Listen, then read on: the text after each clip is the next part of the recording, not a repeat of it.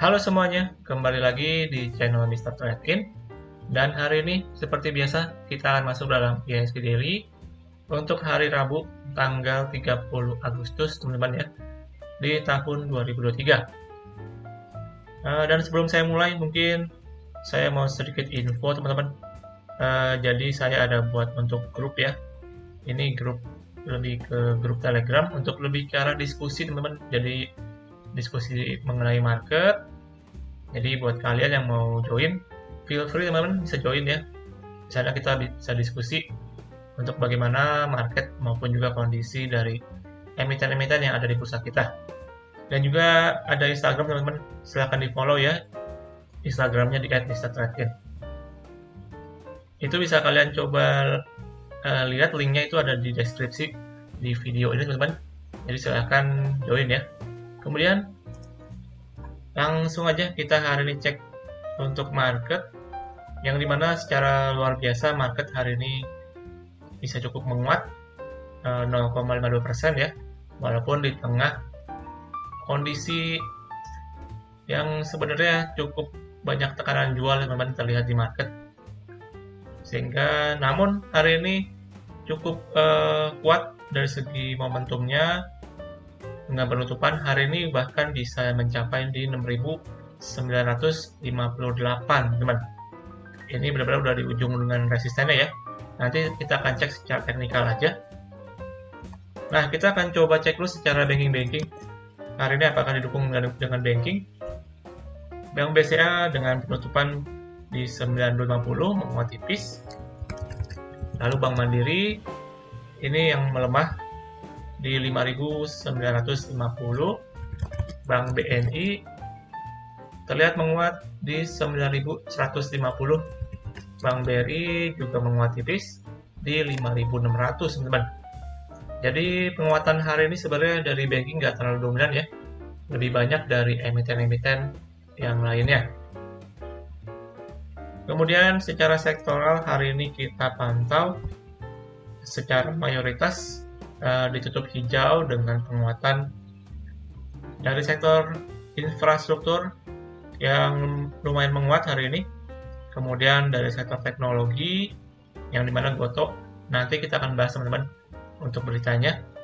Lalu dari sektor kesehatan dan juga basic material yang hari ini terlihat ada penguatan ya dari segi sektoralnya. Kemudian yang juga menarik nih dari segi sektor properti teman-teman, yang saya lihat ini terlihat mungkin ada potensi nih bisa kembali lanjut menguat dari segi sektor properti. Jadi bisa dipantau untuk kalian semua yang ada pegang maupun holder dari saham-saham properti ya. Kemudian untuk kurs rupiah hari ini mungkin masih dalam proses konsolidasi sementara ini teman-teman. Untuk rupiah kita kembali sedikit menguat di 15.250-an. Oke, kemudian langsung kita cek secara teknikal hari ini. Secara charting cukup luar biasa sebenarnya. Di sini dengan candle hari ini yang bisa dibilang cukup bagus sebenarnya teman-teman.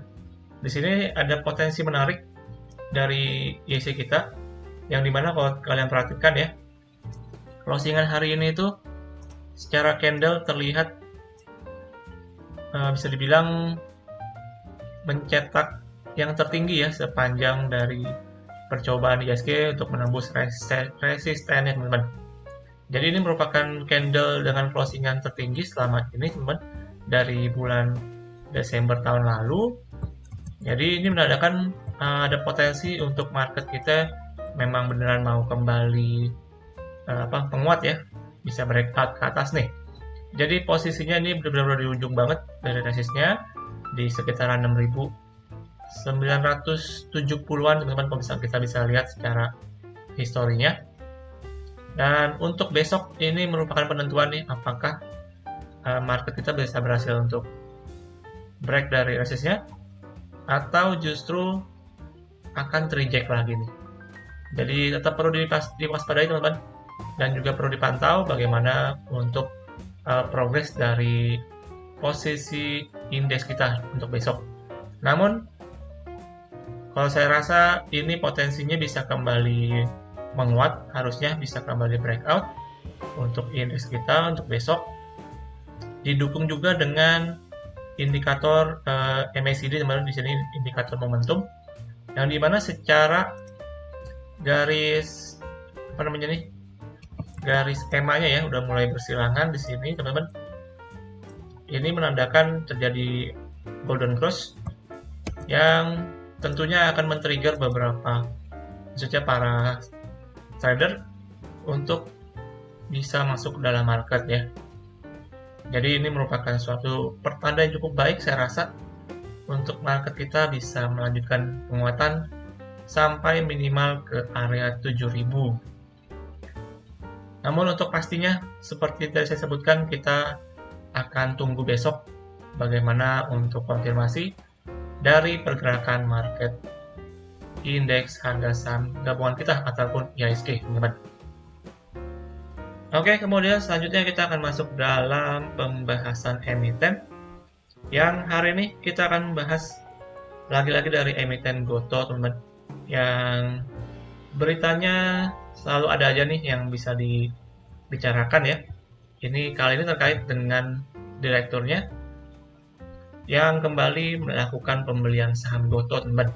Jadi mereka kembali memborong ya saham Gotoh ketika terjadi koreksi kemarin. Dan terlihat hari ini Gotoh mengalami kenaikan cukup signifikan. Ini berkat dari Patrick Waluyo Effect ya, kalau bisa saya bilang nih, teman-teman. Jadi Patrick Waluyo sebagai direktur utamanya dari Gotoh, itu dia kembali memborong saham Gotoh sebanyak 62,92 juta lembar saham ya. Yang dilakukan itu di tanggal 21 sampai 23 Agustus kemarin. Nah, dia itu membeli Gotoh di pasar reguler dengan harga rata-rata di Rp90, teman-teman. Dan sejalan dengan Patrick Waluyo itu ada juga direktur atau yang sebutnya COO ya, Chief Corporate Officer dari Gotoh, yaitu Pablo Malay. Dia juga sama seperti Patrick yang juga kembali mengakumulasi saham Gotoh, teman-teman. Tapi kalau Pablo Malay ini harga belinya lebih di bawah ya. Dia beli di harga rata-rata Rp85, teman-teman. Jadi bisa dibilang hari ini penguatan Gotoh didukung dengan sentimen dari Patrick Waluyo Effect, teman-teman, yang dimana para direktur dari Gotoh ini kembali memborong saham Gotoh, yang saya rasa tujuan mereka itu dengan tujuan yang pertama untuk investasi, yang kedua tentu aja untuk meningkatkan kepercayaan publik ya, bahwa mereka pun sebagai direkturnya itu nggak ragu-ragu untuk membeli saham Gotoh walaupun dengan kondisi yang masih pencatatan kerugian, teman-teman. Tentu aja ketika mereka melakukan pembelian dengan keterbukaan informasi ini, tentu akan menarik para investor untuk lebih meyakinkan diri untuk berinvestasi di saham Gotoh ini, teman-teman. Oke, kita akan langsung cek secara teknikalnya juga untuk Gotoh ya. Nah, ini seperti yang kita udah bahas kemarin, Gotoh ada potensi kan yang di video lalu kita bahas terbentuk head and shoulder, dan setelah jebol kembali terkoreksi. Namun di sini terlihat untuk Gotoh dia rebound setelah menyentuh harga di 83, teman-teman. Jadi belum menyentuh harga 81 sebagai support yang cukup penting untuk Gotoh. Terlihat udah mengalami rebound di sini, teman-teman. Dan rebound di sini yang terjadi hari ini ya cukup luar biasa, menguat 7% lebih di perdagangan hari ini dengan volume yang juga ya lumayan cukup besar bisa dibilang. Namun di sini saya rasa ini sebagai bentuk untuk dalam masa rebound, teman-teman, dalam proses menguji ke resistennya nih. Namun secara panjang saya sih belum bisa bilang secara teknikal ini udah dalam proses untuk reversal ya secara teknikalnya. Ini mungkin masih akan butuh waktu lebih panjang lagi dengan melihat kondisi secara fundamental juga, teman-teman. Nah, saya rasa jadi hari ini sebagai bentuk penguatan dari proses koreksi yang terjadi di GoTo yang udah cukup panjang nih, sewaktu dia jebol dari harga 110-an ya sampai dengan 80-an. Jadi wajar kalau misalkan dia terjadi untuk rebound, teman-teman, ataupun juga namanya pullback ya ke beberapa resisten terdekatnya. Namun kalau buat kalian mungkin yang yakin bahwa dari segi bisnis, dari segi fundamental bahwa GoTo cukup bagus, saya rasa di harga dekat-dekat 80-an, teman-teman, ini merupakan harga yang cukup menarik ya untuk bisa akumulasi dari saham GoTo ini apabila kalian yakin bahwa GoTo ini akan semakin baik ke depannya ya tentunya. Namun kalau saya pribadi, saya masih tetap akan menunggu dari segi teknikalnya ya, apakah nanti dia bisa berhasil bertahan di support yang terakhir ini dari 81, karena saya rasa ada potensi bisa kembali melemah lagi sih ini untuk GoTo, karena momentumnya ini saya rasa hanya sesaat dan perlahan juga akan kembali untuk melemah lagi menurut saya, teman-teman. Jadi masih perlu dipantau untuk GoTo ya. Namun di dekat-dekat 80-an ini udah cukup bottom menurut saya, bisa dipantau kalau misalkan kalian mau coba untuk spekulasi jangka panjang tentunya. Oke? Dan kemudian hari ini kita akan masuk dalam pantauan saham yang berikutnya. Nah, untuk besok pantauan saham yang akan saya berikan, ini saya melihat ada potensi menarik ya dari sektor-sektor properti, teman-teman. Jadi sektor perumahan, maksudnya real estate, itu cukup mulai bergerak lagi. Jadi saya akan kasih pantauan dengan emiten dari sektor properti. Nah, yang pertama ini dengan emiten SMRA. Ini merupakan Summarecon Agung. Ini merupakan properti di wilayah Gading Serpong ya, jadi Summarecon Serpong. Dengan potensi yang masih cukup besar ya dari segi tanahnya. Kalau misalkan kalian ada yang main ke daerah sana, ke daerah Gading Serpong, harusnya kalian masih melihat potensi yang cukup luas ya dari segi pengembangan dari Summarecon ini. Nah, sejalan dengan itu, dari segi teknikalnya juga terlihat cukup menarik, saya rasa. Di sini untuk SMRA, terakhir setelah kembali meningkat dulu sewaktu rally, di sini ya sewaktu rally, ini ada support yang terbentuk, teman-teman. Itu di kisaran 640 sampai dengan 630 di sini. Dan sewaktu dia kemarin sempat menyentuh ke 740 sebagai resistennya. Kemudian terjadi koreksi dan di sini terlihat untuk SMRA berhasil bertahan ya di atas supportnya yang tadi kita gambarkan di sekitar 640. Dan terlihat udah dua kali nih bertahan di atas area tersebut.